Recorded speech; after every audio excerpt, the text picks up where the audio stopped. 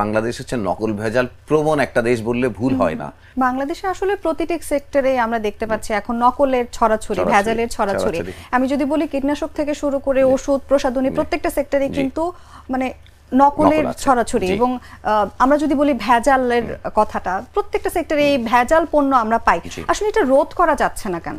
আচ্ছা, আমি আগে বলেছি যে শক্ত বাংলাদেশ হচ্ছে নকল ভেজাল প্রবণ একটা দেশ বললে ভুল হয় না।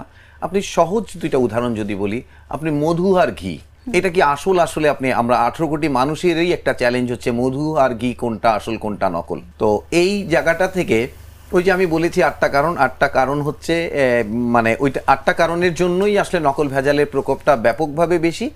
এবং আমি বলবো যে কোম্পানিগুলো যারা এই প্রতিষ্ঠান তারা এটার সলিউশনটা নিয়ে সেইভাবে সেবাটা কার থেকে নিবে বা সঠিক সেবার দিকে যেতে পারছে না, সেটাও একটা বড় কারণ। সেবাটা যদি অন্যান্য সব দেশেই কিন্তু ব্র্যান্ড প্রোটেকশন কোম্পানি আছে এবং উন্নত দেশগুলোতে, আর বাংলাদেশে সত্যিকার অর্থে এটার চাহিদাটা অনেক বেশি। সেই তুলনায় আসলে যারা উৎপাদনকারী সেভাবে জানেন না যে এটা সেবাটা এক ছাদের নিচে প্রফেশনালি কেউ দিচ্ছে। বাজারে এত এত নকল পণ্য বা এত এত ভেজাল যুক্ত পণ্য থাকে, আসলে মানুষ কিভাবে এই ভেজাল পণ্য বা নকল পণ্যের পার্থক্যটা করবে আপনার অভিজ্ঞতা থেকে যদি জানাতেন? আমি এইটা থেকে একটা ভেঙে দেই।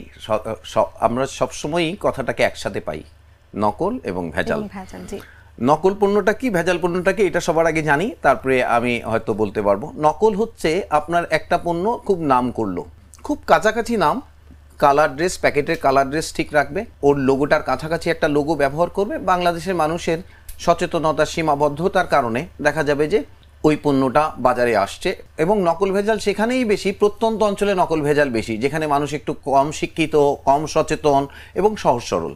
তো ওই জায়গাটাতে এই পণ্যটা নকল হচ্ছে দুটো প্যাকেট যখন কাছাকাছি থাকে, একদম একরকম থাকে না, সেটার মধ্যেও মানহীন পণ্য থাকে, সেটা হচ্ছে নকল।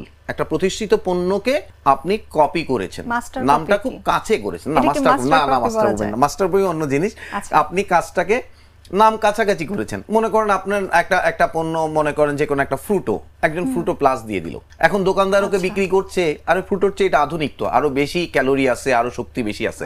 তো এই ধরনের একটা মানুষ আসলে সেলস পয়েন্টে যেটা হয় যে সেলস পয়েন্টে ওই যে সেলসম্যান যেভাবে কাস্টমারকে কনভিন্স করে সেভাবেই।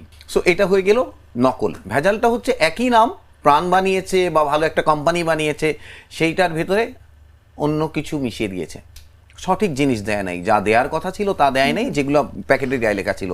তার মানে একটা হচ্ছে সেম প্যাকেট যখন হবে সেটা হচ্ছে ভেজাল, আর সিমিলার প্যাকেট যখন হবে সেটাকে বলবো নকল। আচ্ছা, খুব সুন্দর করে বুঝালেন।